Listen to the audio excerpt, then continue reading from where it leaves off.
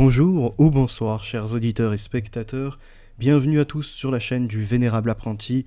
Je suppose que vous êtes là pour vous informer, alors en échange, la moindre des choses c'est de mettre un like, de trouver la voie du partage et pourquoi pas de commenter. En accord, en désaccord, faites-vous plaisir, l'espace des commentaires c'est fait pour ça.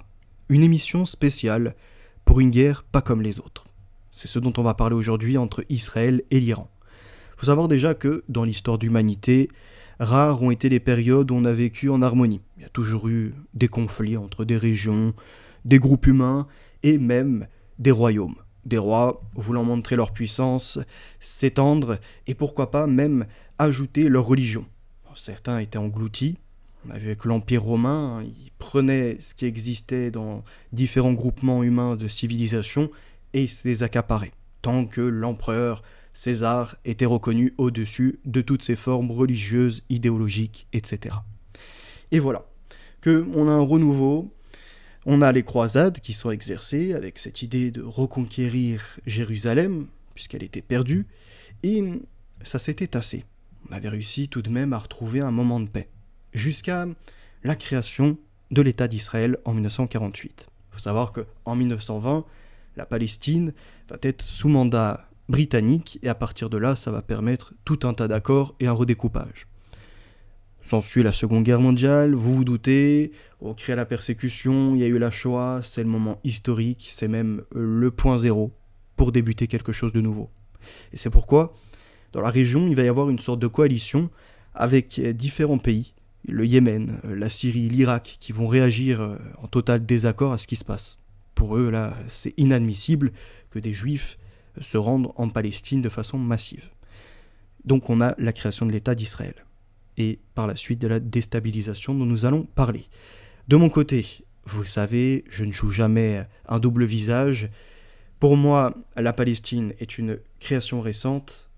Il y avait un peuple d'Israël, donc qui était lié aux 12 tribus d'Israël, d'accord, de Benjamin. Et il faut savoir une chose, c'est qu'il y avait un temple là-bas, celui de Salomon, qui était pour moi une mascarade, puisque Jésus a dit « ça sera détruit en 3 jours », et Yeshua Barelli a confirmé derrière qu'il sera reconstruit, mais c'était la Jérusalem céleste. C'est-à-dire, il n'y a plus ni juif, ni grec, ni homme, ni femme, c'est une nouvelle perception, une autre porte qui s'ouvre au monde. Ça n'a pas été vu comme tel.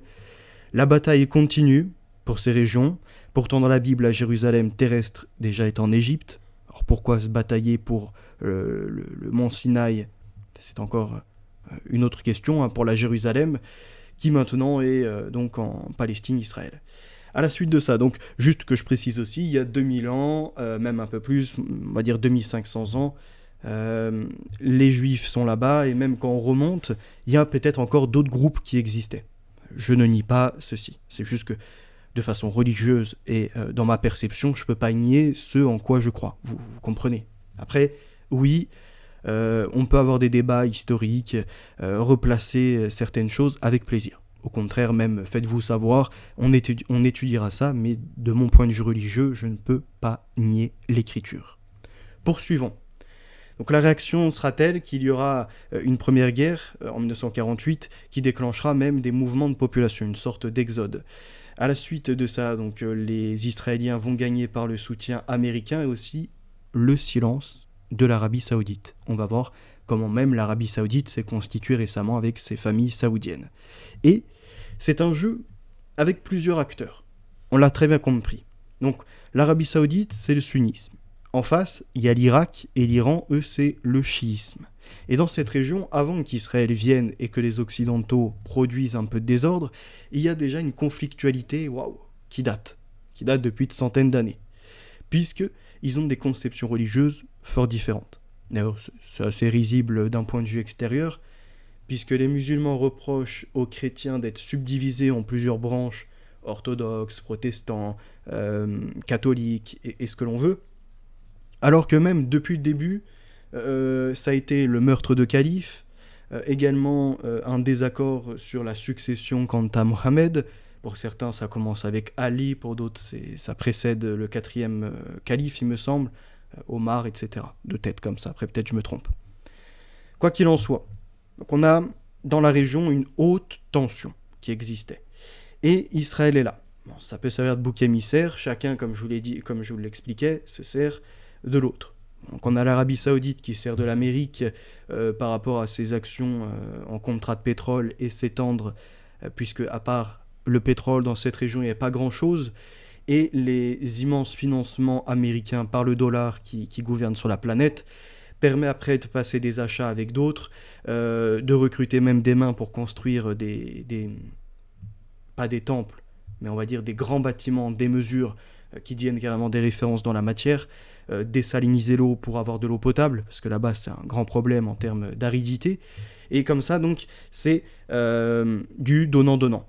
On ferme les yeux sur les attaques des Irakiens et même sur ce qui se passe pour le peuple palestinien, en échange on fait du commerce, on s'étend.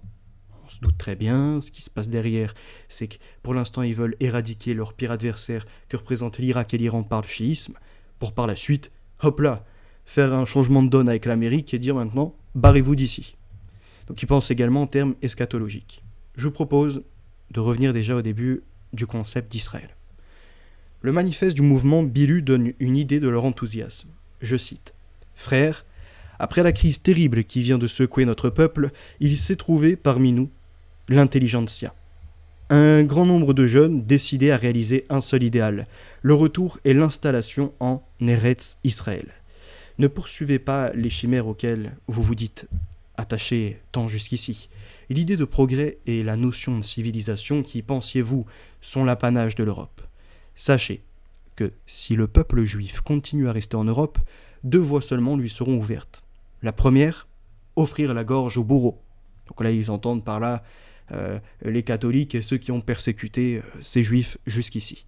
La seconde, disparaître sans laisser de traces dans l'histoire. Nous partons pour tracer la route de l'avenir de notre peuple. Aidez notre peuple en venant tous vous grouper sous la bannière de Sion en tant que Bilu, c'est-à-dire Beth Yaakov, Lekrou, Venelka, maison de Yaakov, venez et marchons. Fin de citation. Le Bilu, on sait que ça a été fondé en janvier 1882 en Russie. Donc avant même les congrès de Bâle, de ce qui concernera par la suite Herzl. Donc la Russie a une donnée centrale. Je ne vous l'ai pas mis aujourd'hui, mais par la suite vous verrez, il y avait la Hellsheim Society quelque chose qui était jusqu'en 2001 en Amérique au niveau d'une université, et là-bas sont passés Mikhail Gorbatchev, qui a fait tomber l'URSS pour après la Russie. On retrouve également Benjamin Netanyahou, le directeur à l'époque du Mossad, le président du Mossad. Il y a qui d'autre encore ? Enfin, il y a plein de personnes qui sont passées par là. Ça sera pour un deuxième épisode. Poursuivons. On voit bien donc, Bilu, ça vient de la Russie, et on aura la même idée après de retourner à Sion depuis l'Europe avec l'Amérique. Les jeunes du Bilu ne sont pas plus d'une trentaine. Ils viennent de Russie et ont réussi à obtenir un visa turc pour s'installer en Eretz Israël. Donc, les Turcs sont très importants dans la suite des événements. Ils ont joué un jeu central aux alentours de 1880 pour que des Juifs puissent aller en Palestine et commencer leur quête du sionisme. Ils ne sont qu'une poignée, car les autorités turques viennent après de promulguer le 25 juillet un firmament interdisant toute immigration juive en provenance de Russie et de Roumanie et de l'achat de terres. Ce firmament fait suite à un précédent de l'année 1878 qui encourageait les musulmans à venir s'installer en Palestine, moyennant une exemption de taxes et de services militaires pendant 10 ans. On remarquera qu'il n'y a pas eu beaucoup de populations dans la Houma qui se sont présentées pour aller en Palestine. Parce qu'à cette époque, elle n'était pas aussi développée qu'aujourd'hui. L'agriculture était minime, c'était des terres où il est très difficile de vivre, et en termes de Moyen-Orient, c'était des zones parmi les moins habitées et les plus arides. D'accord ? Donc aujourd'hui, on entend comme si la Palestine avait toujours été peuplée densément, ce qui n'est pas le cas. Au point même où pour faciliter une reproduction, une expansion sur le territoire, il y avait des mariages de gamines très très jeunes. Et à 18 ans, elles avaient déjà 2, 3, 4 enfants. D'accord ? Parce qu'il y avait cette idée que, ça y est, il fallait maintenant, face à l'adversaire, commencer à occuper les terres. Poursuivons. Les Turcs sont en effet aux abois. Non seulement ils ont perdu toute la partie européenne de leur empire, ainsi que l'Algérie et le Yémen, mais ils craignent pour la région de Palestine où les Juifs sont décidément bien trop entreprenants et organisés. heureusement pour les juifs, enfin ça c'est l'article qui est dit, après chacun voit midi ou minuit, le jour ou la nuit, quoi, l'obscurité ou la lumière. L'administration turque est corrompue et les bakchiches rendent de nombreux services. Le propriétaire de Lafite Rothschild, qui est James Edmond, baron de Rothschild de 1845 à 1934, contribua largement au renouveau du vignoble en terre de Judée. Donc, après les Russes, nous avons des Européens et particulièrement ceux qui ont spéculé déjà sur les marchés contre la Banque d'Angleterre à une certaine époque avec Nathan de Rothschild. Et là, on a Rothschild, donc James Edmond, qui lui est à fond dans le commerce du vin. D'accord ? Il fait fortune. À cette époque, il y a même des barils de vin qui peuvent aller à des prix, je crois, en milliers de dollars, ce qui pourrait aujourd'hui être des millions de dollars.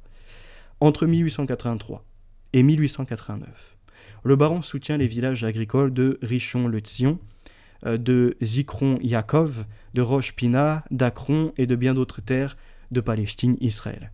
Ces donations sont estimées à plus de 50 millions de dollars, une somme colossale pour l'époque. Cet argent permet en 1899 de transférer 25 000 hectares de terres agricoles. Un hectare, pour titre d'information, c'est 10 000 mètres carrés. Donc 26 000 fois 10 000 mètres carrés de terres agricoles, ainsi que les colonies qui s'y trouvent à la Jewish Colonisation Association. Mais bien évidemment, l'article nous dira que jamais il n'a été un propagandiste sioniste. Ben voyons. La ville, en fait, qui récupère, elle s'appelle Césarée. Si ça vous intéresse, vous pourrez aller voir. Et aujourd'hui, il y a même une conflictualité, pour vous dire, entre la ville Césarée, qui appartenait au Rothschild, et l'État d'Israël, parce qu'ils veulent récupérer des shekels. Et ils leur demandent de participer aux impôts comme les autres. Et des fois, ils n'ont même pas la reconnaissance de leur propre... comment je pourrais dire ça origine. Mais bon, c'est un peu cette mentalité là-bas. Et à l'époque, je vous avais fait une vidéo sur le sionisme, republiée sur mon Odyssée en 2024, au mois d'avril, donc il y a un an maintenant à peu près, le sionisme avec l'idée également du traité de Balfour dont nous allons parler, et je réagissais sur une radio Principe TV qui appartient à un musulman qui recevait Maximus le Renaissant, puisque déjà c'est une mascarade. L'un se dit chrétien, l'autre musulman, et ils en appellent à l'alliance des religions. Enfin, ça c'est un autre débat, hein. Il y en a certains, ils ignorent les écrits chrétiens, et inversement. Sourate 9, verset 30, pour eux, ça implique qu'il y a une belle correspondance, alors que non. Ils disent que nous sommes mécréants, mais bon. Hein. C'est un peu cette idée d'ailleurs de francs-maçons. Dans les loges, il y a juifs, musulmans et chrétiens, et les seuls perdants sont les chrétiens, puisque Jésus n'est plus reconnu en fils de Dieu. Il est un simple messager, un prophète, ce qui dérange pas trop les juifs, hein, sur ça. Tant que tu dis pas que c'est le Messie et que c'est un simple messager, c'est bon pour eux. Je disais à Maximus que c'est drôle quand même de les entendre, les antisionistes et les kikiki à longueur de temps, qui sont incapables en réalité de savoir réellement de quoi ils parlent, de poser les cartes sur table et de dénoncer les différents massacres. Et au passage, je disais, tu as complètement omis Theodor Herzl et l'idée de déplacer les populations en Ouganda à la base. On va essayer d'être clair. Donc quelques exemples d'un livre que je vous ai lu. En 1870, on a l'Alliance israélite universelle qui lança une tentative analogue en créant à Jaffa l'école d'agriculture de Mikvé Israël. On remarquera que tout s'est accéléré par l'agriculture. Sans le travail de la terre, l'idée de planter et de semer, il n'aurait pas eu les pieds ancrés là-bas. Rapidement, il serait parti. Et c'est peut-être ça qui a fait pécher, en revanche, les Arabes qui étaient déjà sur place et les musulmans qui pouvaient y être aussi. C'est-à-dire ne pas être impliqués dans une forte agriculture, mais seulement vivre de ce qui est un peu comme des chasseurs-cueilleurs. Avec quelques entretiens, mais vivent énormément dans la pauvreté, en attendant que Dieu intervienne. Or, Dieu a puni l'humanité déjà pour le péché originel, et Dieu a expliqué à l'homme que quoi qu'il arrive, aujourd'hui, il devra travailler, suer de son front pour obtenir ne serait-ce qu'un peu de denrées dans l'assiette. C'est comme ça qu'on a vu les transformations de terre palestine au fait qu'elle soit beaucoup fertile aujourd'hui. Poursuivons. Mais il s'agissait là que d'entreprises isolées, ne mobilisant qu'une faible population et ne suscitant donc aucune immigration. Il n'y avait que 25 000 juifs en Palestine, vivant au milieu de 600 000 arabes, au moment où allait commencer en 1880 la grande aventure du sionisme international. Il y avait quasiment personne en fait sur ces terres. C'est que dans cette friction entre deux peuples, trois peuples même, qu'on en arrivait à ce que certains déplacent des populations et que ceux sur place ne soient pas rejoints par la Oumma. Comme on l'a vu, les Turcs proposaient, ça n'a pas pris. Et donc ils en venaient essayer de gagner en démographie. Comment ? En mariant les jeunes filles au plus vite, puisqu'elles sont assez fertiles, et à peine 18 ans, leur faire 2, 3, 4 enfants. Ce qui d'ailleurs entraîne après des problèmes de santé au passage. Mais c'est autre chose. Quelques mois après les pogroms meurtriers qui suivirent, parce qu'on rappelle, en fait, le tsar Alexandre II fait des pogroms en Russie, et c'est comme ça qu'on a ce mouvement qui dit « c'est maintenant qu'on doit reprendre notre destin en main et partir ailleurs ». Léo Pinsker, médecin d'Odessa, publia à Berlin en 1882 « L'auto-émancipation », le premier essai, mais aussi le plus puissant manifeste du sionisme. Loin de verser des larmes vaines sur le malheur de son peuple, il le fustigia sur le ton des prophètes hébreux. Je le cite. « En vérité, quelle lamentable figure que la nôtre. Quelle est notre patrie ? Un sol étranger. Sur quoi se fonde notre unité ? Sur la dispersion. D'où vient notre solidarité ? De l'hostilité générale. Quelle est notre arme ? L'humilité. Notre force ? La fuite. Et quelle est notre espérance ? Le souci du lendemain. » Fin de citation. Et à la différence des sionistes européens, ceux qui sont en Russie auront un écrivain dont je n'ai plus le nom et qui relatera qu'en fait la Palestine elle n'est pas libre.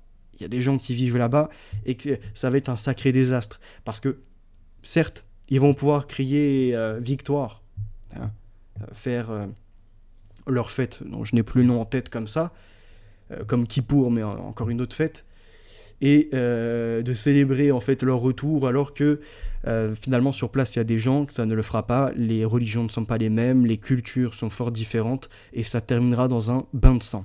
C'est ce qui avait été annoncé, et c'est ce qui s'est passé à plusieurs reprises. On remarquera aussi la différence entre différents juifs, donc à part les Ashkénazes et les Séfarades, à l'intérieur il y a plusieurs branches. Il y a des rabbins, rabbis, des maîtres, qui eux enseignent et disent on doit vivre avec les autres peuples. On a été dispersés sur la terre, on doit faire comme tel. Tant que Dieu ne sera pas intervenu lui-même, nous resterons dans l'attente d'un retour à Sion. Parce que tout juif attend ça, d'accord ? Qu'il soit sioniste, ou religieux modéré, reconnaissant la Palestine, ou encore hors de ces deux dimensions par rapport aux nations qui ne sont que des créations humaines, eh bien, il y en a qui sont à l'extérieur, d'accord ? C'est-à-dire qu'ils restent dans les peuples tant que Dieu n'est pas intervenu. Sauf que les sionistes ont décidé de passer à l'action. On l'a vu juste avant, ils ont peur de ne pas laisser leur trace dans l'histoire, d'être effacés, parce qu'en fait, pour certains même, ils se rendent compte que le christianisme les a déjà supplantés, et ça y est, c'est trop tard pour eux. Donc il y a une énorme panique. Celle-ci, de la peur, en fait, engendre rapidement de la violence. Quiconque a peur est sous adrénaline, et sous l'adrénaline, il peut actionner des choses, développer de la puissance qu'il n'aurait pas au premier abord, et mener des fois même à de l'action non réfléchie. Et c'est ce qu'ils font. Au point où, après les pogroms, on nous laisse entendre que les Juifs sont en très grand danger en Europe, ce qui peut être une vérité ou non, au vu de ce qu'on a vu après pendant la Seconde Guerre mondiale, mais nous y sommes pas encore. Là, on est dans les années 1890. Et donc, après le premier livre dont nous allons parler, donc Auto-émancipation, je vous ai lu certaines choses, Avertissement d'un juif russe à ses frères, nous avons une poursuite de cette idée d'indépendance pour les juifs face à l'antisémitisme grandissant en Europe. Ce pourquoi les musulmans ne sont pas responsables, on en sera d'accord, pour l'Europe. Mais attention de ne pas tomber dans le piège de certains qui disent « c'est un problème européen qui a persécuté par les catholiques et les juifs, et en les déplaçant par les sionistes extrêmes, ils en sont venus à créer un conflit avec les arabes musulmans qui n'avaient aucun souci avec les juifs. » Erreur. Quand on lit le Coran et les hadiths, il y a toujours eu la détestation de certains juifs. D'accord ? Parce que dans la région, en fait, les talmudistes qui sont venus par la suite des juifs au 3e et 5e siècle, tentant un renouveau, ont échoué. Et après, ils ont poursuivi avec une autre religion au 7e siècle, qui est l'islam. Lire le livre « L'islam, entreprise juive » de Zacharias. C'est clair, c'est explicite. Poursuivons. En 1896, on a déjà eu, je crois, 2 ou 3 congrès de Bâle. d'accord, pour le sionisme. Et on a Herzl, qui est le premier à promouvoir une action politique immédiate bénéficiant de la reconnaissance internationale. Donc Théodore Herzl. Sauf qu'il se passe quelque chose. C'est que lui, il veut tellement, entre guillemets, sauver les siens, qu'il est prêt à accepter Madagascar et une autre destination dont nous allons parler. Or, il a affaire à des extrémistes. Et ces extrémistes, ils sont prêts à ce qu'il y ait encore des pogroms, que des juifs continuent à être persécutés et que certains soient tués, tant qu'ils n'auront pas la décision officielle de certains États de leur administrer, de leur donner même, comment dirais-je, la Palestine. D'accord ? C'est important à comprendre. Ils veulent la Palestine et ils se foutent qu'il y ait 10 juifs qui crèvent, 10 000 comme 100 000, ils sont prêts à faire des grands sacrifices, même peut-être, et on a une interrogation, faciliter lors de la Shoah pour la suite, avec des faux. L'usage de faux, de protocole, pourquoi pas ? De répandre une certaine haine pour montrer qu'il y a une situation urgente, qu'il faut tous les rassembler puisqu'ils sont minoritaires et les déplacer. Pourquoi pas ? Après tout, on sait que les hommes sont influençables par l'extérieur.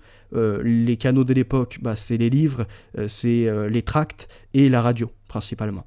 C'est ces trois éléments-là qui peuvent après agir sur des décisions politiques, même sur certains instrumentalisés et tout. On a la finance qui est derrière, mais c'est autre chose. Le premier congrès sioniste donc adopta le programme de Bâle déclarant, je cite, « Le sionisme vise à établir pour le peuple juif une patrie en Palestine qui sera garantie par le droit public. » Fin de citation. Et entre parenthèses, on nous explique bien que le terme Palestine était à cette époque purement géographique, mais quand même inscrit comme tel. Et ses habitants, y compris les juifs, étaient appelés les Palestiniens. La région était alors sous contrôle ottoman. L'État juif en Afrique, c'est ce qui est proposé. On dit à Herzl, Joseph Chamberlain est là, Premier ministre britannique de l'époque, il propose à Herzl le projet Ouganda. J'avais expliqué à l'époque qu'en fait, souvent on entend antisémite qui est sorti. Mais les premiers antisémites sont les sionistes. Puisque comme je viens de vous l'expliquer, si on avait des gens qui réfléchissaient comme moi un peu plus au lieu de rigoler en caricaturant en disant « Oh, l'Ouganda, c'est rien, c'est une petite destination, ça n'a pas son importance dans l'histoire », et passe à autre chose, c'est un guignol. Oui, c'est un clown. Moi, je mets pas le nez rouge. Je cogite. Et des fois, ça en met certains dans une colère rouge. Donc, ce que je disais par rapport à l'Ouganda et que j'essayais de répandre sur les réseaux sociaux, c'était l'idée que les sionistes sont les premiers antisémites, puisqu'on sait que Chamberlain avait proposé à Herzl une destination et que ça avait été refusé par des pressions, quitte à laisser encore des juifs mourir. Parce que la destination voulue, comme je vous l'ai déjà expliqué, c'est Sion. C'est pas compliqué à expliquer. Donc, quand certains veulent instrumentaliser des causes et vous faire culpabiliser en disant « Ah, mais là, tes propos pourraient être antisémites », commencez déjà par leur rétorquer « Les premiers antisémites sont les sionistes ». Pourquoi ? Eh bien, je vais vous l'expliquer en 2 phrases, 3 phrases. Il y avait une proposition de terre et ils l'ont refusée. Ils ont mis la pression à Théodore Herzl et même, il semble, il y avait eu 2 ou 3 tentatives d'assassinat pour, aller persécuter un autre peuple et prendre une terre qui est occupée. Continuons dans la chronologie. Donc on arrive maintenant à 1916. Et en 1916, on a donc Henry McMahon, qui est le haut-commissaire britannique au Caire, qui est en entretien avec une haute autorité, c'est Hussein, le shérif et émir de la Mecque, et il lui laisse entendre qu'il sera accordé à l'issue de la guerre une indépendance véritable à un vaste État arabe si lui et ses fils soutiennent la Grande-Bretagne face à l'axe germano-turc. D'accord ? Là, ce qui bloque un peu l'accès à Jérusalem, comme on l'a vu, et même plus précisément à la Palestine, sont les Turcs. Ils posent problème. Donc il faut les renverser. C'est l'objectif en tout cas. Ils les ont déjà affaiblis en Europe, mais il faut aller plus loin. On rappellera aussi en 1914 que l'Empire ottoman est entré en guerre aux côtés de l'Allemagne contre la France et l'Angleterre, qui comptent sur un soulèvement musulman en leur faveur. Il y a donc déjà, dès la Première Guerre mondiale, même un peu avant, 1914, 14-18, on est dedans, mais enfin même un peu avant ce qui était l'instrumentalisation des musulmans. Et je vais même aller plus loin. D'accord ? C'est-à-dire que il y en a certains, ils me disent que je suis islamophobe, que je déteste également les Arabes, ils amalgament un peu les choses, que j'ai la haine en fait de tout ce qui est du Moyen-Orient, même de l'Afrique. C'est pas du tout ça. Moi je suis pour que le Moyen-Orient soit aux Moyen-Orientaux, l'Afrique aux Africains. et donc, de facto, ce que je clame depuis longtemps, l'Europe aux Européens. C'est clair, net et précis. Après, oui, dans le conflit Israël-Palestine, là, j'ai, on va dire, une certaine vision. Je vais essayer de vous l'expliquer pourquoi. Je ne soutiens pas Benyamin Netanyahou comme tel, ni même les sionistes, au contraire, je les dénonce, vous l'avez compris. En revanche, pour moi, les juifs, pour certains, avaient quand même leur place en Israël, Palestine. Ok ? Mais poursuivons. Donc on remarque quoi ? Que le shérif et émir de la Mecque est en correspondance avec qui ? Les Britanniques. D'accord ? Les deux sont ensemble. Donc encore l'Arabie Saoudite quelque part avec les Britanniques, comme quoi ça précède même la construction de celle-ci. Les Britanniques considèrent en réalité que si les Arabes seront bien indépendants de l'Empire ottoman, ils seront sous une tutelle de fait des Britanniques. Et on rappelle, les États-Unis sont une co-création, on va dire, des Britanniques et des Français, par rapport à entre autres, entre on va dire l'Amérique du Nord avec le Canada et les États-Unis, il y avait plusieurs colonies françaises et britanniques, et les Français, je crois, ils en ont lâché 13, justement, aux voisins anglais. Continuons.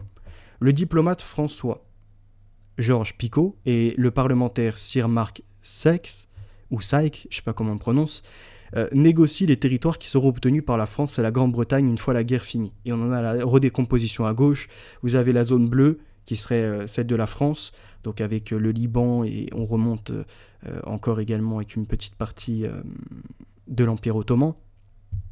Il y avait un autre endroit que je cherchais, mais c'est pas grave.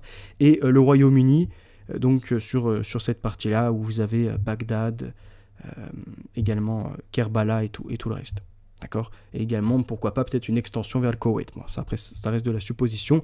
La zone intermédiaire, qui serait en fait une sorte de zone internationale, et là, on retrouve à ce moment-là Haïfa, Jérusalem. En fait, cette zone brune, elle est sur une partie du territoire palestinien.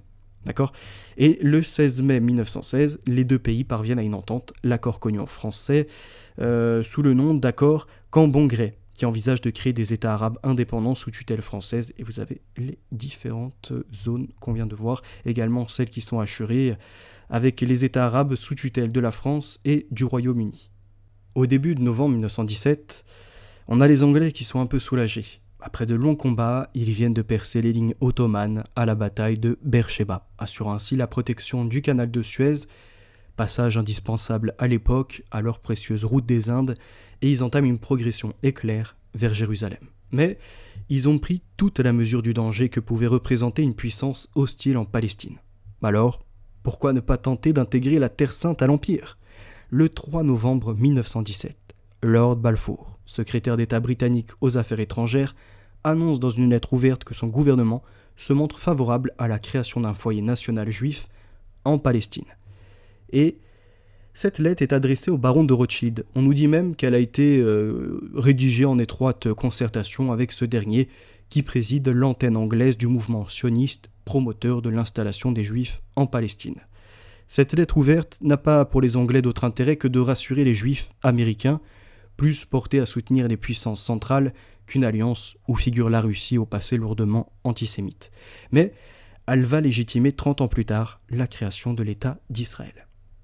Je tiens aussi à mettre du contraste pour voir que les Britanniques n'ont pas fait que de l'horreur, ils ont apporté un peu de civilisation quand ils se sont attaqués aux tribunaux appliquant la charia en Palestine. Parce qu'il faut savoir, avant 1926, on retrouve fréquemment des contrats de mariage de petites filles de 10 ans, 11 ans, 12 ans, mariées de force avec des vieux de 30 ans, 40 ans et plus, selon les lois musulmanes. Et on remarque donc que contrairement à ce que certains affirment en nous disant « Ouais, non, Al-Bourari, il s'est trompé, Aïcha n'avait pas 9 ans mais 19 ans », c'est faux. Et les autres qui tentent de temporiser en nous disant « Mais c'est une autre époque, regardez, il y avait même l'église avec saint Thomas d'Aquin qui parle de fiançailles entre 7 et 9 ans et de mariage à partir de 12 ans. Premièrement, il n'a jamais fait mention de jeunes filles ou de jeunes garçons avec des vieux, je sais pas, de 30 ans, 40 ans. Quand on regarde les rois en Europe, on voit qu'il y avait à peu près 10 ans, 15 ans de différence d'âge. D'accord ? Donc même si une jeune fille de 12 ans était mariée, c'était avec quelqu'un qui en avait, allez, maximum même 30 ans, premièrement. Donc ça n'a rien à voir avec l'horreur que l'on dénonce du côté musulman. Secondo, non, on ne s'est pas trompé, et apparemment il semblerait que ce n'est pas une autre époque, puisqu'au XXe siècle, bien plus récemment, là où l'Église ne fait pas ce type de mariage, en revanche, la charia forçait des petites de 10, 11, 12 ans au mariage, avec des vieux. Et on sait qu'en plus, à Gaza, des jeunes de 18 ans, il y a toujours un blédard qui crie obligé, on vient un moment d'en finir avec ces gens-là, là, vivement qu'ils fassent descendre les 4000 gendarmes, là, coup de tonfa dans leur tête, qu'on en finisse avec ces insectes. Bon, pour revenir, au niveau de Gaza, voilà, je sais pas si vous entendez, toujours les mêmes déchets de l'humanité qui sont comme ça dehors à hurler, alcoolisés ou shootés. Bon, revenons au sérieux. À Gaza, on sait que à 18 ans, ces jeunes filles ont déjà 3 ou 4 grossesses. C'est-à-dire que même si elles ont tout enchaîné, au minimum à 14 ans déjà, elles ont été engrossées. 15 ans, 16 ans, 17 ans, etc. C'est dingue. Et on sait très bien que pour certains, ils n'ont pas de limite, même à 12 ans, dès qu'elles ont leurs règles, ils viennent à les, entre guillemets, consommer, comme ils le disent. Nous, on dirait que c'est du viol. On rappellera aussi que les Britanniques ont apporté beaucoup de bien, puisqu'ils ont mis fin à l'esclavage à la Mecque, en Arabie Saoudite et dans d'autres pays. L'esclavage en terre d'islam. L'union fait la force.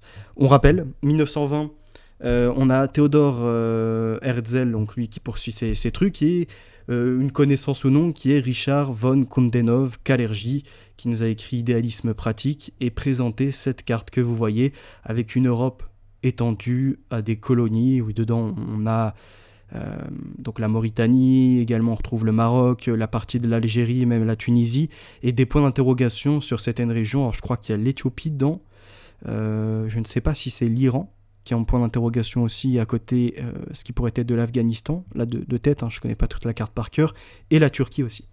Donc il va y avoir du bouleversement, ils ne savent pas trop dans quel camp ils vont pouvoir se retrouver, ces territoires, c'est le moment incertain de l'avenir. Donc vous avez 5 super-États, comme d'ailleurs dans le monde dystopique d'Orwell. Je vous avais produit une vidéo, le plan Kalergi, 12 janvier 2025, que vous pouvez retrouver. On lit le programme pan-européen avec la lettre après en 1952 de Richard Coudenhove-Kalergi qui a tenté de soudoyer les Turcs pour les ajouter dans l'Union européenne et d'allier le soleil et la lune. Donc le solstice et le soleil, c'est chrétien, et la lune, c'est musulman par rapport à leur calendrier. Et c'est comme dans les loges maçonniques, le soleil et le croissant lunaire, l'idée d'allier les deux et de pouvoir aboutir peut-être même à la rencontre. Idéalisme pratique est écrit en 1923, donc vous avez la carte que l'on a vue avant, 1920, qui poursuit en fait toutes ces idées-là, ces œuvres que maintenant on voit plus clair avec un siècle, un peu plus même de recul. 1923, idéalisme pratique, je vous l'ai présenté, mais il faudrait que je le poursuive. Et le 3 mars 1924, l'année suivante, la Turquie, qui proclame la République, et dans la grande assemblée nationale, présidée par Mustafa Kemal, qui est le futur Atatürk, il abolit le califat. Donc là, ils ont réussi. Ils se sont saisis de la Turquie, et on comprend mieux, puisqu'en fait, il y a un Grand Orient ottoman, déjà en 1909 là-bas, et ils ont posé leur base pour faire la connexion avec Orient-Occident. Donc de la maçonnerie, on sait ce qui se situe derrière. Je ne refais pas un dessin ni une explication, on en a déjà longuement parlé avec documents rares inédits, et ils ont réussi à avoir ce qui s'appelle des supérieurs inconnus. Donc je vous ai fait l'autre jour 2h20 d'émission sur René Descartes. Il faudrait que je fasse une deuxième émission, et bon, ça prend du temps tout ça. Il parlait des supérieurs inconnus. Pour moi, en fait, de la description et de ce que j'ai analysé, lui-même en était un, et c'est des supérieurs maçonniques soufis. D'accord ? Donc les soufis se sont laissés infiltrer par les maçons, et ça a conduit donc à ce concept en Turquie après, de ces gens qui ont même pu renverser derrière le califat. Donc c'était historique, et nous, en chrétien, c'est encore plus historique, parce que c'est même eschatologique. Il nous a été dit que la bête, donc c'est-à-dire la bête, elle nous a été décrite, elle a 7 têtes et 10 cornes. Ces 7 têtes, c'est 7 montagnes, ce sur quoi une femme gouverne. Et la femme est remplie du sang d'innocents. Et on sait que là-bas, c'est la Mecque, la Kaaba, et que les gens se circumambulent autour, font leur prière 5 fois par jour dans cette direction, et surtout persécutent des chrétiens, parce que notamment ils ont la sourate 9, verset 30, ils en ont d'autres d'ailleurs des écrits, où ils détestent les chrétiens qui disent 3. Ceux qui doutent, Sachez que sur le dôme du rocher, en arabe, il est même inscrit une recommandation, qui est une sorte de menace insidieuse contre les chrétiens. Ne dites pas 3, il vaut mieux pour vous. Certains diraient, oui, mais c'est pour une parole commune qu'on arrive enfin à mettre les chrétiens dans le vrai chemin parce qu'ils ont été trompés par une fausse Torah et un faux évangile. Genre le Nouveau Testament n'est pas vrai par les évangiles, au lieu d'en avoir un seul. Or, il y a quand même quelque chose qui bloque là-dedans, c'est que donc les musulmans, par Mohammed, nous disent que ce que l'on pratique est faux, mais qu'il y avait bien une vraie Torah et un vrai évangile qui était répandu de façon orale, logiquement, et même peut-être écrite. On a quand même dépassé depuis 3000 ans l'écriture cunéiforme, mais qu'on en a perdu toute trace. Donc c'est-à-dire que nous, ce qui est étudié et transmis, nous ne devons pas y prêter attention parce que ça a été mensonger, mais la réalité, vous voyez, c'est ce qui était pratiqué en vrai, parce qu'il y a bien une vraie Torah et un vrai évangile, on n'y a plus accès. Enfin, genre, il y a eu un reset, genre une réinitialisation, plus aucun humain n'a de souvenir de ce qui était vrai, ou même une contradiction d'ailleurs avec les écrits. Personne ne s'est manifesté pour dire « Oh tiens, les juifs, vous avez modifié telle et telle partie des versets. Oh tiens, les chrétiens, votre chapitre, je sais pas, de Jean ou de Marc, est erroné en cette partie. » On doit écouter juste la critique de Mohammed. Je sais pas si vous imaginez comment c'est dingue. Surtout de nous dire que oui, il a existé, c'est pour ça d'ailleurs que vous retrouvez des similarités, et au point même où, si on abolit quelque chose, c'est pour le remplacer par mieux. Donc ils te disent, les autres écrits ont été transformés, et en même temps, ils t'affirment qu'ils ont la vérité. Si jamais tu vois des transformations donc par rapport au support visible, eh bien c'est normal, c'est parce qu'ils ont aboli pour mettre quelque chose de mieux. Enfin, que des contradictions hein, dans le Coran, je vous en ai donné pléthore d'exemples. J'avais débattu chez Los Locos contre 5 musulmans, voilà. Personne n'a pu mettre en défaut l'argumentation et la démonstration que j'ai pu en offrir. Poursuivons, donc en 1920-1948, on a le mandat britannique de la région qui permet après qu'il y ait le Royaume-Uni en 1920 par ce qui était la Société des Nations. En fait, c'est l'ancêtre de l'ONU pour obtenir le mandat sur la Palestine et favoriser l'arrivée des Juifs. Suit le mouvement donc de 33 par là, enfin même un petit peu avant, soit on a les protocoles des sages de Sion qui se répandent et Adolf Hitler donc qui arrive en 33 et après c'est en 39 que ça part en vrille. Que se passe-t-il ? On a des protocoles des sages de Sion qui sont un faux usage de faux, certainement mis à la vue de tous au grand jour pour convaincre et mettre en péril entre guillemets les juifs. Là on dit le péril juif, on inverse la chose, on met les juifs en péril. Et on a un journaliste Philip Grave qui, au London Times, compare des passages du dialogue aux enfers entre Machiavel et Montesquieu, publié en 1864 par Maurice Joly, qui sera apparemment peut-être connecté à Adolphe Crémieux, mais là ça reste des suppositions, il n'y a pas assez de données. Et il compare donc les protocoles des sages de Sion et explique que c'est un plagiat, mais le plus étonnant après c'est par exemple Pierre-André Taguieff, qui dans la version moderne remplace le faux en nous disant ce n'était pas un complot de Madame K sur Paris avec comment il s'appelle, donc certains juifs dans des sectes privées et tout, et je sais plus, il y avait 3 noms, mais en fait c'est des Russes. Vous voyez, c'est un complot voilà, de l'Est. Genre on remplace un complot par un complot. Et le truc, c'est ce qui me fait chier, c'est que j'avais développé une vidéo peut-être de 2 heures au moins, ou 3 heures sur la thématique, en vous mettant des extraits des livres, en les détaillant et en mettant à mal Pierre-André Taguieff, mais j'ai plus l'émission. J'ai regardé sur mes clés USB, je ne la trouve plus, et ni même sur mes différentes chaînes YouTube, elle n'est pas archivée. Et même sur Odyssée, donc faut que je la retrouve. Mais parmi vous, c'est sûr qu'il y en a qui m'ont entendu le débriefer, le décrypter ces livres. Hitler, pourtant, il n'a pas combattu les protocoles des sages de Sion, au contraire, il a même attaqué les chrétiens, ce qui était du coup dans les protocoles. Il fallait réformer les protocoles, on peut même les comparer à ce que idéalisme pratique nous inscrit avec Richard Coudenhove-Kalergi. Et Hitler disait que le christianisme constitue la pire des régressions que peut subir l'humanité, en 1942, et il nous a écrit également des choses. Hitler nous en donne une démonstration, le 10 octobre 1941. Il nous dit que le christianisme est insupportable quand il défend les faibles. Je le cite. « Du fait de la lutte, les élites se renouvellent constamment. La loi de sélection justifie cette lutte incessante en vue de permettre aux meilleurs de survivre. Le christianisme est une rébellion contre la loi naturelle, une protestation contre la nature. Poussé à sa logique extrême, le christianisme signifierait la culture systématique du déchet humain. » Fin de citation. Et le 4 avril 1942, il poursuit dans cette idée de remoderniser le christianisme, voire, comme le dirait là plus récemment un politique, une église sans Christ, qui ne serait qu'une structure afin de gouverner. Et on remarquera d'ailleurs que dans cette démarche, les Américains ont été dans les mêmes pas. Ils voulaient se saisir du Vatican, il y a toujours eu des réponses de la part des papes, et là, le dernier nous provient des États-Unis.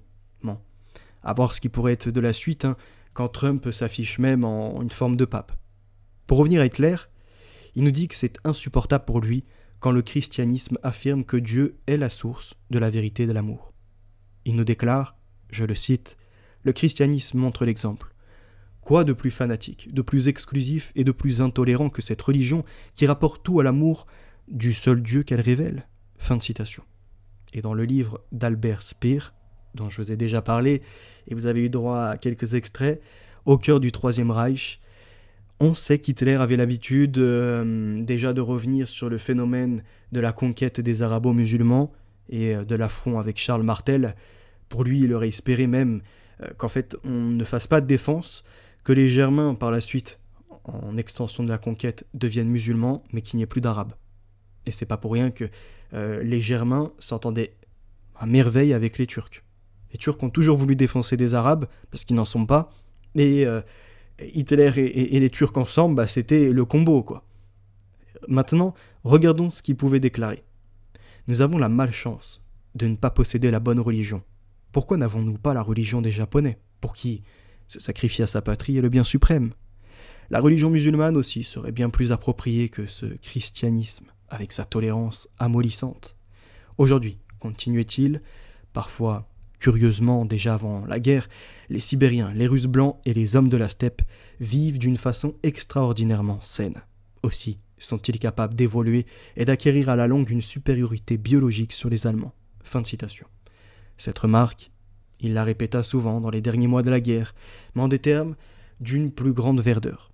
Parce qu'on sait très bien qu'il voulait, avant tout, faire de la conquête internationale, et en fait, on se demande même si le plan de Kalergi, quelque part, c'était pas le plan d'Hitler. Quand on regarde ses extensions, ses alliances, le redécoupage même de la carte de 1920, que peut-on remarquer d'autre?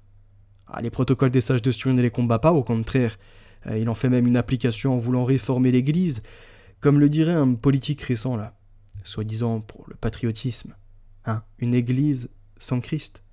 Donc en fait, laisser qu'une structure religérée, c'est-à-dire lier les humains les uns aux autres à une gouvernance et à une idée pseudo-spirituelle, quoi. On enlève le Christ et on change les ornements. Dans la pierre, on met tout autre chose. Et on remarquera aussi que l'Amérique fait la même chose, elle est dans les pas. C'est la même marche entamée, parce que regardez, les États-Unis voulaient à plusieurs reprises en Europe se saisir du Vatican pour avoir la puissance à la fois politique et religieuse. Et ça n'a pas marché. Il y a plusieurs papes qui sont opposés, qui faisaient même de l'anti-américanisme. Et le dernier pape, il est comment? Il est américain. Et on remarquera même Donald Trump aussi, qui s'est mis en scène avec une image montée en représentation d'un pape. On n'est pas à l'abri que par la suite, il y ait un renversement de la donne ou une instrumentalisation de l'Église. Dans la religion du Moyen-Orient, puisque nous étions, après, dans le croissant fertile avec la Turquie, à descendre, on parlait d'Israël aussi, qui s'est formé sur la Palestine, des différents mouvements également de répartition de cartes entre les Français et les Britanniques sur ce qui avait été donc proposé aux Saoudiens, qui n'était pas encore, on va dire, l'Arabie Saoudite même, comme on la voit. En 1876, on a la naissance d'Abdelaziz ben Abderrahman Al Saoud, qui deviendra par la suite donc un roi, d'accord ? Il est surnommé Ibn Saoud et il renverse l'émir de Riyad en 1902, roi du Hedjaz et du Nejd en 1927. Là où il y avait les Ottomans qui avaient une certaine puissance, tout vient en termes de donne à changer. Et il proclame en 1932 l'Arabie Saoudite. Il est le premier, on va dire, de sa famille comme ça, et le 8e, je crois que c'est Mohamed Ben Salman. tout ça, pareil, fait preuve de choses eschatologiques. Quant à ces rois, arrivés, je crois que c'est au 7e, il ne reste que peu de temps, et le 8e, non, au 6e, il ne reste que peu de temps, je crois, et au 7e, on sait déjà que ça sera la fin, puisque le 8e est décède. Bon. Est-ce que ça renvoie à cette famille saoudienne? Peut-être. Quand on remarque également certaines actions avec les Américains, on se questionne. Abdelaziz, il s'attaque au shérif Hussein, que l'on a vu précédemment, et il le chasse de la Mecque en octobre 1924, au moment où il n'y a plus d'ailleurs de califat. Cependant, n'étant pas descendant de Mohammed, il ne peut prétendre au titre de shérif de la Mecque. C'est habillé en simple pèlerin qu'il entre à la Mecque le 13 octobre 1924. Il se proclame roi du Hejaz le 8 janvier 1926, après avoir repris Jeddah le 5 décembre 1925 au fils de Hussein, le shérif Ali, et enfin roi du Nejd le 27 janvier 1927. Et rapidement, pouf, copain comme cochon, hein, avec les Américains. C'est là où on remarque que les propositions des... comment ils s'appelaient? C'était Sykes et Picot ne semblent pas être tombées à l'eau. En 1924, le roi Abdelaziz conclut avec le président américain Franklin Roosevelt un accord stratégique motivé par la géopolitique du pétrole, l'or noir, qui place l'Arabie Saoudite dans l'orbite économique et sous la protection américaine. Donc en fait, ça en devient un endroit où il y a une base américaine. Et d'ailleurs, où même les Français pourront également s'y rendre pour des OPEX. J'ai des collègues que je connais qui sont partis là-bas. L'Arabie Saoudite ayant cédé l'exploitation de ses ressources pétrolières aux États-Unis. La même année, elle devient membre de l'Organisation des Nations Unies et de la Ligue arabe. Sauf que elle ne va pas ratifier par contre la Déclaration des droits de l'homme et du citoyen. C'est l'un des seuls pays, je crois. Ça a précisé tout de même. 1947, la carte nous est proposée. État juif en jaune, État arabe en vert, toujours en 3 parties. Corpus, donc après Séparatum, Jérusalem, Bethléem, zone de l'État arabe conquise par Israël, zone de l'État arabe conquise par d'autres États arabes, voies ferrées, etc. Vous avez une représentation. 1947, à l'ONU, il y a le vote d'un plan de partage de la Palestine en 2 États. 1948, naissance d'Israël, suivi de la Première Guerre. L'indépendance.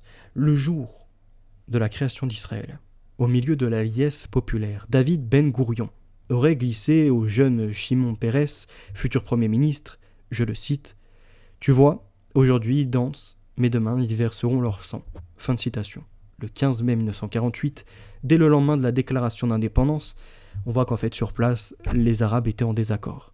Les troupes de plusieurs pays membres de la Ligue arabe, Égypte, Irak, Jordanie, Liban, Syrie, Yémen, envahissent la Palestine. Et donc, dans cette partie, aucune action de l'Iran, aucune action de l'Arabie Saoudite. Sont-ils des acteurs ou non? Pour faire le jeu à trois, comme dans le train de Cartman, un bourreau, une victime, un sauveur. Un bourreau, une victime, un intermédiaire qui ramène la paix. Peut-être.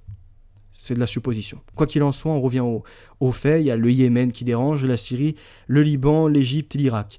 Bon, l'Égypte, après avoir eu les frères musulmans qui voulaient établir un califat, sera rapidement renversé et deviendra plutôt une sorte de république. L'Irak, on a vu son destin par la suite, renversé. La Jordanie, c'est la seule pour l'instant qui reste comme telle. Le Liban, subdivisé entre différentes religions et actions extérieures de différents pays. La Syrie renversée et le Yémen bombardé par l'Arabie Saoudite. En janvier 1949, Israël remporte la guerre notamment grâce aux armes fournies par l'URSS via la Tchécoslovaquie. Et ça, c'est incroyable. C'est-à-dire que là, on a l'Union de la République soviétique socialiste, l'URSS, qui aide Israël. Pourtant, cet Israël créé en 1948 l'est par l'ONU, Organisation des Nations Unies, qui en soit une création américaine, avec une participation de l'Europe, de la France et de l'Angleterre britannique. Et quoi d'autre qu'on remarque dedans? Bien, c'est qu'ils sont en division à la base. Les deux sont en guerre. Certes, ils ont participé à combattre l'idée du nazisme et en fait de la montée en puissance de la Turquie derrière. C'était ça qui devait être combattu pour essayer de renverser la donne et de prendre la Turquie et de la mettre comme dans le programme, le projet de Kalergi. Si vous arrivez à me suivre jusque-là, ça n'a pas marché comme tel parce que la présence musulmane est encore trop trop imposante, on va dire ça comme ça, et trop traditionnelle pour changer à ce point-là du jour au lendemain. Mais on remarquera, l'URSS va aider l'Israël. L'URSS, c'est la même également qui va aller combattre après, bien plus tard, dans les années 70 à peu près, l'Afghanistan. D'accord ? Renverser l'Afghanistan pour permettre par la suite que ce soit les Américains qui puissent s'établir là-bas. Hein ? C'est encore ce jeu comme ça, URSS et le camp de l'Ouest. Continuons dans cette logique-là. Donc, entre décembre 1947 et juillet 1949, on a près de 700 000 Arabes de Palestine qui sont expulsés de leurs terres. Donc, on remarque 1880, tout à l'heure on a dit qu'ils étaient 600 000 Arabes, ils ont su s'agrandir en démographie par ces enfants, entre autres, qui faisaient beaucoup d'enfants. Quoi d'autre ? Donc là, ils sont 700 000 à partir, expulsés de leurs terres et leurs habitations sont contraints donc de fuir. Dans le monde arabe, l'intellectuel syrien Constantin Zurek parle de la Nakba, qui signifie la catastrophe. Les années vont suivre, donc 1922, hein, c'était l'Égypte et je crois c'était avec les frères musulmans, si je ne dis pas de bêtises. 1956, il y a eu le conflit à Suez, après donc 1948 qui précédait le conflit israélo-arabe. En Syrie, déjà en 1946, pareil, on avait eu une intervention qui avait divisé, le Koweït aussi, 1961. Bon, on remarque quoi ? Finalement, de 43 par le Liban, même un peu avant, excusez-moi, de 1932 par l'Arabie Saoudite, l'Irak, on en vient après jusqu'à l'Oman. Alliés de l'URSS, alliés des États-Unis, Empire britannique. Quoi qu'il en soit, ils se sont fait piétiner de toutes parts, hein. C'est assez triste pour eux. La Palestine, en 1946, c'est ça. C'est-à-dire les zones palestiniennes, comme telles, qui ne correspondent pas exactement à la carte que je vous ai montrée tout à l'heure dans l'accord de redécoupage. 1947, là, du coup, on y est, ça y est. Il y a Israël qui a beaucoup plus détendu, puis après, certaines zones dispatchées en 2-3. Et 2010, Israël, et il reste principalement la bande de Gaza, tout le reste a été annexé. Pour essayer de comprendre un peu plus ces choses. Maintenant, on arrive dans le 21e siècle. D'accord ? On a franchi tout ça, on a vu comment Israël à peu près s'est constitué, les guerres qui ont eu lieu, les voisins, entre autres l'Arabie Saoudite, les différentes interventions et alliances avec les Américains, et y compris les interventions de l'URSS. Maintenant, on a l'événement du 11 septembre 2001. Le 11 septembre 2001, c'est ces symboles déjà maçonniques. Là, c'est même inspirations du temple d'Hiram, donc juif de Salomon, avec ses sœurs jumelles, ses tours, Jachin et Boaz. Certains me diraient, ouais, non, c'est complotiste. Croyez ce que vous croyez. D'accord ? Moi, je suis dans l'analyse. On remarque quoi ? Le ciel américain, ouais, ils peuvent détourner des avions sans problème, les bâtiments s'effondrent sur eux-mêmes sans aucune résistance. Bon, attaque intérieure, spéculation financière. J'ai abordé ça chez Los Locos dans Après l'Eurovision, Kipalanta, la nouvelle émission d'Israël, d'accord, de cet enfer quelque part. Et quoi d'autre que j'ai pu dire dedans ? Eh bien, qu'il y avait donc l'Afghanistan qui avait été envahi, entre autres par l'URSS. Ça avait fait des mouvements de foule des populations en direction de l'Iran. L'Iran pourtant des musulmans, mais on avait vu qu'il y avait le conflit sunnite-chiite qui continuait à s'exercer. Et j'ai fait d'autres développements encore que vous pourrez aller consulter. Ça dure à peu près 20 minutes. Après, en échange, j'ai essayé d'être le plus court possible, sans traîner en longueur, pour montrer que le 11 septembre a permis des interventions, notamment en Afghanistan, en Irak, en Syrie par la suite, et toute la déstabilisation que l'on connaît. Et que les Saoudiens ont énormément apprécié ça, puisque l'Irak était ni plus ni moins chiites, et en fait en les renversant et en créant des groupuscules terroristes de l'État d'abord islamique d'Irak, puis l'État en Irak et au Levant, on en est arrivé au monde actuel. Et comme tout est eschatologique, les accords le sont autant. Ils réemploient des notions hors de la politique en prenant du religieux, des accords d'Abraham. En 2020, on a cette explication où Israël est invité à la table avec le Maroc, mais aussi le Soudan. Et en fait, le président Trump serait cette plateforme intermédiaire pour communiquer avec tout le monde, et il ne manquait que la signature des Saoudiens. Sauf que, boum, patatras, des différents conflits ont eu lieu, et c'est pour ça qu'après ça nous a conduit à soi-disant ce 7 octobre. Et ce que je veux dire, c'est le jour nouveau. On ne peut plus faire d'accord maintenant de paix, il faut aller bombarder, récupérer ce qui doit être annexé. Et Macron qui entre en 2024 sur le terrain du jeu et qui dit maintenant l'État palestinien mérite d'être reconnu, c'est le bon moment pour la France de faire porter sa voix de diplomatie à l'international. Et en fait derrière, il montre qu'il n'y aura jamais de reconnaissance de la Palestine. Pourquoi ? Parce que pour ce faire, il faudrait que les Palestiniens reconnaissent Israël. Or, dans l'état actuel des choses, c'est impensable. La trahison se poursuit. Souvent, les critiques fusent contre le monde occidental, les koufars, les mécréants, mais peu contre les dirigeants saoudiens. Là, on sait que le 16 juin, l'Arabie saoudite a ouvert son ciel à Israël pour qu'il puisse le survoler et aller attaquer l'Iran. Bon. Des réactions de la part de l'Oumma ? Non, rien. Moi, je pense honnêtement que l'Arabie saoudite va être renversée. Tout le monde a les yeux rivés sur l'Iran, mais les écrits disent tout autre chose. Que c'est l'Arabie saoudite qui va être mise à mal. Vous avez une carte, les sunnites qui représentent 85 à 90% des musulmans et les chiites qui représentent 10 à 15% des musulmans. Vous les avez en jaune pour les chiites, à peu près répartis principalement sur l'Iran, un petit peu en Afghanistan, au Pakistan, d'où le soutien actuel d'ailleurs du Pakistan aussi.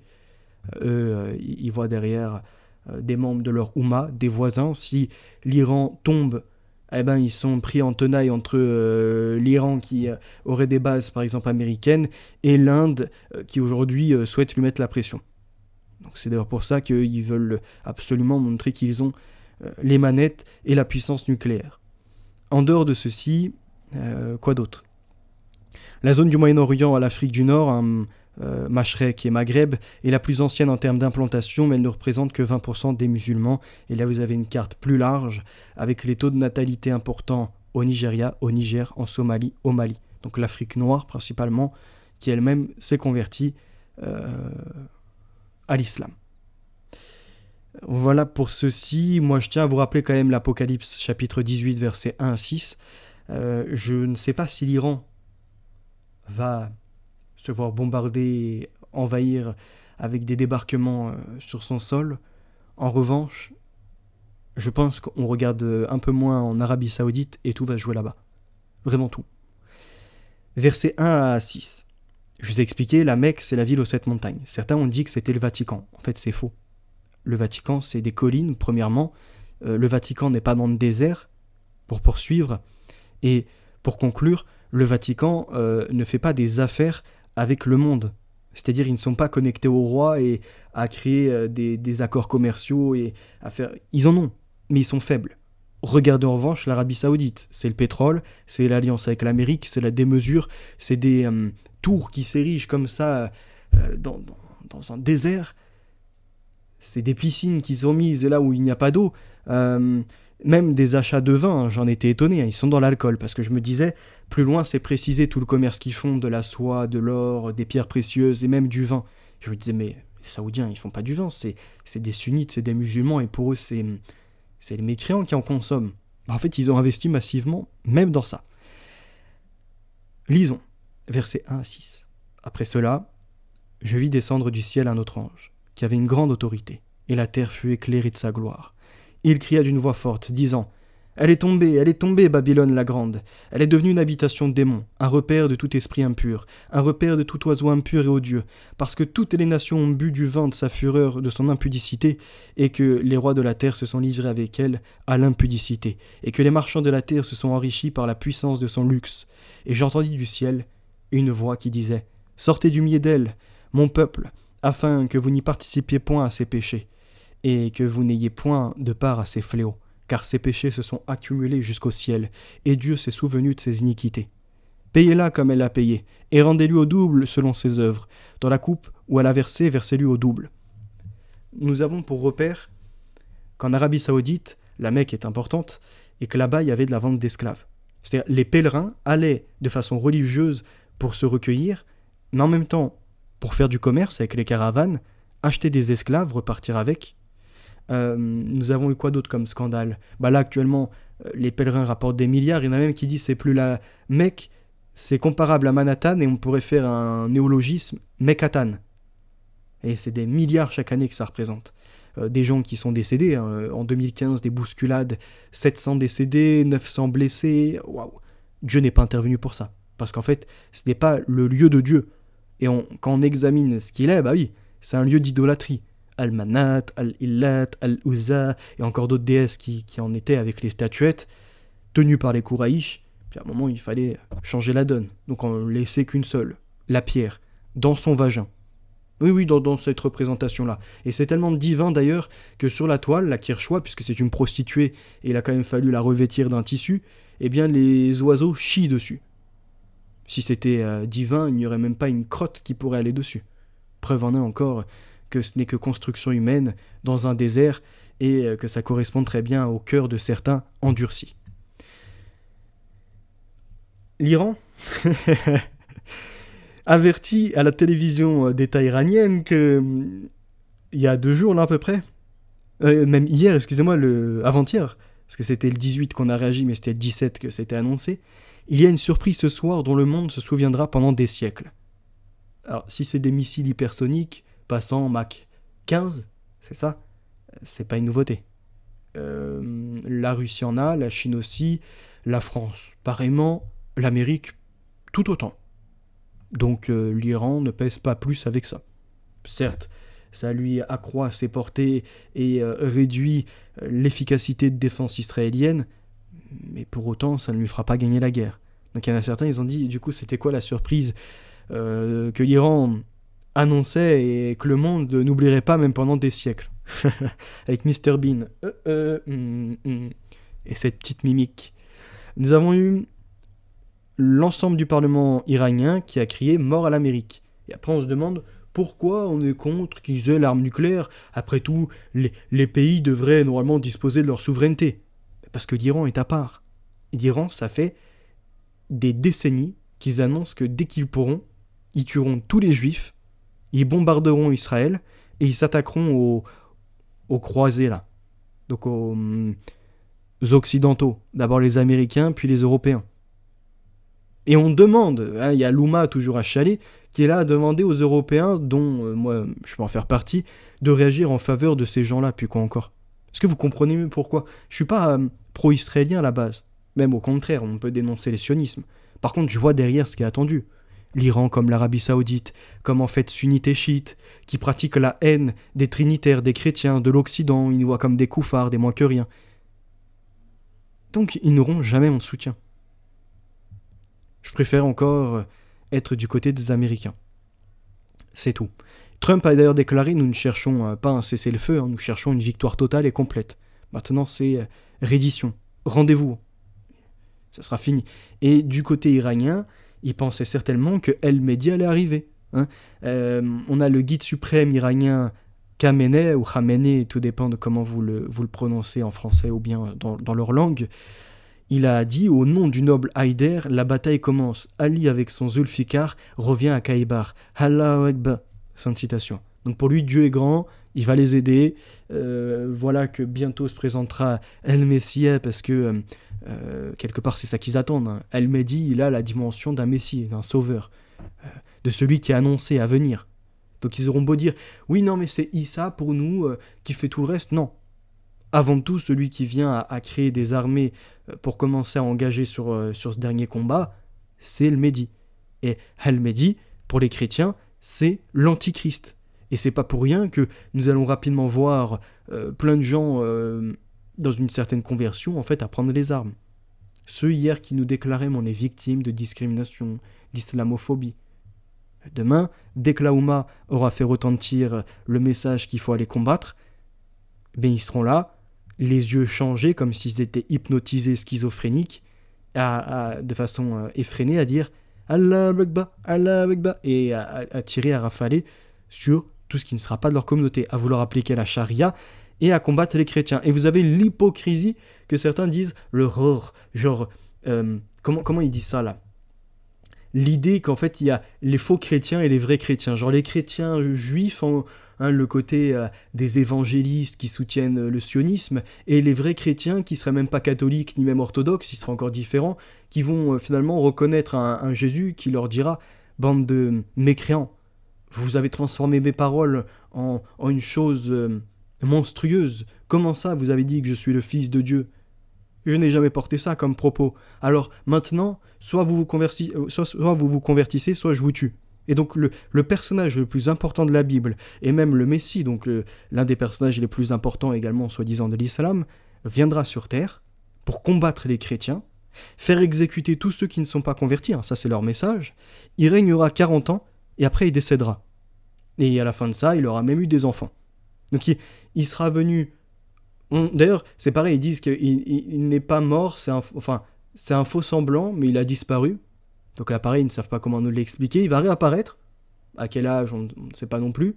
Pour maintenant, donc il a disparu de la matière, il revient dans la matière, être de la chair, faire des enfants, mener le combat contre El-Dajjal et disparaître. Ça tient pas la route. Les chrétiens, eux, en revanche, ils disent quoi? Qu'il y a Yeshua Barelli. Qu'avant le monde, déjà, Proverbe 8, on voit il existait. Donc c'est pas un fils de Dieu en anthropomorphisme. Il est plus grand que ça encore. Mais il est plus petit que Dieu. Ce n'est pas Dieu même. Et, à la suite de ça, il s'est fait chair. Pour montrer au monde que les Juifs dérivaient, ils n'avaient pas respecté l'alliance, ils étaient sur des temples de Salomon, qui trompaient d'ailleurs un public avec le Graal devant. Il y avait une coupole comme ça, les gens se réunissaient en attendant un miracle, alors que c'était que de la manipulation, pour faire des richesses. Lui, il a dit, le temple, en 3 jours, il sera détruit, mais en 3 jours, il sera reconstruit. Je vais ressusciter. Il y a eu des témoins. Il a été mis à la croix. Il s'est sacrifié pour l'humanité. Il a porté un message. Un de ses apôtres, qui est Jean, fils de Zébédée, a été par la suite mis en captivité. Sur l'île de Patmos, il n'était plus apôtre, il est devenu prophète. Il est devenu le Paraclet, celui qui nous annonce la fin des temps. Et il nous a dit, justement, il viendra un homme impie qui niera le Fils. C'est-à-dire que celui qui nie le Fils n'a pas le Père. Et il y en a un, il a voulu faire un esprit logique. Et j'ai utilisé sa même technique. D'accord? Il a vu que je l'ai utilisé, il a eu mal. Sauf que moi, je l'ai appliqué réellement. C'est-à-dire avec les conditions si et ou si. D'accord? Et là, quand on a une question et une phrase qui suit, on a la réponse. Donc, qui est le menteur sinon celui qui nie que Jésus est le Christ? Ça, c'est la question. Vous voyez, c'est pas l'affirmation. L'affirmation, elle suit par la ponctuation. Celui-là est l'antichrist, qui nie le Père et le Fils. Donc il y a bien l'antichrist, il fait quoi? Il a pour fonction et définition de nier le Père et le Fils. Donc de l'idée de Adonai et de Yeshua Barelli. D'accord? Donc de Seigneur Dieu et de Yeshua, c'est-à-dire Joshua, Jésus, fils de Eli, qui est la racine de El, Elohim, etc. Vous m'avez compris. Et d'ailleurs, le verset suivant confirme la démonstration que j'ai pu faire chez Los Locos quand j'ai débattu avec 5 musulmans. Quiconque nie le Fils n'a point non plus le Père. Quiconque confesse le Fils a aussi le Père. Donc la dimension de dire « Non mais le titre de Christ, ça signifie Messie parce qu'en fait Christos est une traduction grecque et qu'en fait ça renvoie à El Messie » est un mensonge. Ce n'est pas « Alors si El Messie mais en revanche tu nies qu'il est le Fils, alors tu n'es pas un antichrist ». Non, ça ne correspond pas. Et d'ailleurs, celui qui avait utilisé cette forme de logique un peu en idée mathématique, il pense qu'il a révolutionné les choses, alors que ce qu'il a employé, je l'avais dans un livre. Et j'ai même présenté un livre sur la logique. Donc il a tellement mal que j'ai mieux appliqué ce à quoi il tentait, on va dire, de tromper les chrétiens. Moi, je vous mets dans la vérité et vous pouvez par vous-même analyser. Et faire un comparatif, voir qu'au 7e siècle, en effet, en 612 par là, on a Mohammed, qui est à la base un commerçant de la tribu des Kouraïch, et que cette tribu-là tient la Mecque avec des divinités qui n'ont rien à voir avec l'enseignement de Jésus. Donc ils sont déjà égarés pendant longtemps. Et que tout ce qui précède de ces lignées-là familiales, on a même son père ou grand-père qui était capable de faire jouer sa vie sur un tirage au sort en plusieurs reprises. Bon, là on va me dire c'est des hadiths. C'est pas sûr. Ok, on enlève cette partie. On enlève la partie des hadiths et de son ancêtre, pas de problème. Mais on remonte même dans ces lignées généalogiques. Vous avez eu d'autres messagers de la descente, de la poursuite d'Ismaël? Non. En revanche, d'Isaac? Ouais, beaucoup. Donc il y a plutôt l'alliance dans la suite d'Isaac que dans celle d'Ismaël. Vous comprenez? Et il y a autre chose également qui doit interpeller. C'est que nous, chrétiens, on a été avertis qu'il y aura un homme qui se fera passer pour du mouvement de Jésus, mais qui ne l'est pas. Il est antichrist, quelque part. Il y a un faux prophète. Avant l'antichrist, il y a un faux prophète. En fait, c'est Mohammed. Il se déclare comme prophète, mais il ne l'est pas. Et on remarque même ses comportements. Il utilise l'épée. Là où Jésus a dit « Celui qui prend l'épée périra par l'épée ». Là où Jésus a dit « Pardonne ton prochain et aime même ton ennemi », Mohamed, il a dit combat dans les sentiers d'Allah, tout ce qui est adversaire et compagnie, et n'essaye pas de combattre avec la parole. Voyez-vous, il y a eu des décapitations, c'est ce qui s'est passé avec Abdullah, un de ses élèves quelque part. On est au courant également que pendant la bataille de Badr ou celle de Uhud, une des deux, je crois que c'est la première, Badr, il est mis à mal, le Mohamed, et il n'y a pas le Bismillah comme il l'annonçait dans le Siyar qui ferait descendre des anges. Rien, c'est Allah qui va venir l'aider. Donc à nouveau, il est dépendant d'un humain, et il sera même balafré. C'est d'ailleurs pourquoi Mohamed n'a pas le droit, enfin, n'autorise pas en tout cas qu'on en fasse une image, parce qu'il fait peur, il est monstrueux. Et on irait plus loin encore, il a eu combien de femmes? Il a été dans la fornication, là où Jésus a dit, maintenant il est venu l'heure de une chair pour une chair, donneront une seule chair. Pas de la polygamie, ça a existé, mais c'est fini. Et bien d'autres poursuites encore qui ne correspondent pas dans les enseignements. Au point où dans la sourate 9 verset 30, il y a la critique. Les juifs disent Uzaïr est fils d'Allah. Donc déjà on a des juifs qui sont différents encore des talmudistes et encore différents de d'autres. On y verrait même presque dans cette sourate 9 verset 30 une critique des talmudistes sur un petit groupe de juifs qui étaient dans les contrées palestiniennes. Et ça poursuit, les chrétiens disent le Christ est fils d'Allah.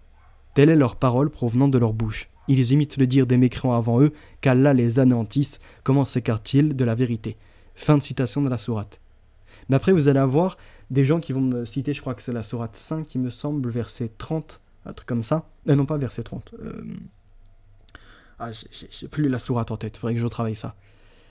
Où il y a en fait des chrétiens, excusez-moi, qui vont entendre le messager d'Allah, donc c'est-à-dire soi-disant Mohammed, et autrement par d'autres qui vont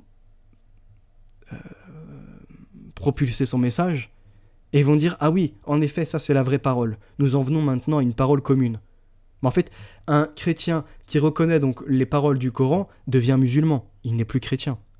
Donc, à nouveau, une dichotomie dans le Coran. Tu ne peux pas avoir la condition de chrétien et en même temps d'avoir reconnu les musulmans et la condition de musulman. C'est ou t'es l'un ou t'es l'autre. Les écrits sont totalement contraires. Alors après, on me dira, oui, mais à d'autres époques, les chrétiens dans ces contrées n'appliquaient pas ce que les conciles ont fait par la suite. Enfin, comment je pourrais dire ça? Ils ne suivaient pas les ordres du Vatican. Donc leur pratique de la chrétienté était fort différente. Mais leurs propos ne s'appuient sur rien. Ils n'ont aucune démonstration, aucun fait historique, scientifique, même d'historien, voyez-vous, qui pourrait attester d'écrits, je ne sais pas, de comportements, de rites qu'on pourrait retrouver dans la pierre et ce genre de choses. Rien. Donc c'est des menteurs. D'accord? Comprenez ça. Et ils nous attaquent, nous chrétiens, et ils en arrivent même aux hadiths de Bukhari et Muslim, hein. Vous voyez, ça c'est ce qu'ils attendent pour la fin, en dehors de certains qui en rigolent et qui disent « je s'appelle Groot », pour en fait cacher leur langage. Là je pense à Bassem, quand il dit que, vous voyez, les gardiens de la galaxie, en fait lui il renvoie même peut-être aux gardiens iraniens, je sais pas, mais gardiens de la résistance, qui veut, ils auront des arbres comme je s'appelle Groot. Ça, c'est une référence pour dire que l'arbre, il dira derrière moi, il y a un juif. La pierre, elle dira derrière moi, il y a un juif. Vous imaginez quand même leur attente de malade. Et dans Bukhari et Muslim, le hadith sur la fin, il est dit, je cite, « Par celui qui tient mon âme en sa main, la descente du fils de Marie est imminente. Il sera pour vous un arbitre juste. Il cassera les croix, tuera les porcs et annulera la capitation. » Fin de citation. C'est-à-dire qu'il n'y aura plus de jizya. À quoi ça correspond? À la coexistence en terre musulmane, qu'il y ait des non-musulmans, chrétiens, juifs, bouddhistes, ce que vous voulez, ils payent une taxe, comme eux ils ont la zakat, etc. Eh bien, là il y a la jizya pour vivre en état d'immi. Genre, sous protection des musulmans, une protection contre qui? Des musulmans, si les non-musulmans ne s'acquittent pas de la taxe. Vous comprenez? C'est de la persécution. Et là, à la fin des temps, il n'y aura plus de la protection des musulmans pour ce qu'ils appellent les mécréants contre les musulmans, puisque ça ne sera plus autorisé. Et Jésus descendra et dira tuer clairement les porcs. Donc là, leur attente de Bukhari Muslim, qui sont des hadiths tout à fait officiels, et l'attente des musulmans, c'est qu'il y ait un homme qui vienne et qui dise tuez-les. Et que cet homme qui annonce ceci, en gros de faire un massacre, c'est le meilleur en réalité qui est Jésus. Mais pour eux, le meilleur, c'est le pire. C'est-à-dire, ils préfèrent Mohammed. Pour eux, c'est lui le meilleur des hommes. C'est pas Jésus qui est venu, qui a accompli la paix et qui a fait des belles choses. Donc ils n'ont pas le message pour eux. Et tuer les porcs, ça renvoie en fait à tuer les croisés, les occidentaux et tous ceux qui ne se soumettent pas. Voilà. Merci pour votre écoute. Je vous dis à très bientôt. Ce n'était que le premier épisode de l'analyse de ce qui se passe au Moyen-Orient. Une guerre pas comme les autres. La vérité est notre avenir, les valeurs ancrées, n'hésitez pas à soutenir. Bye.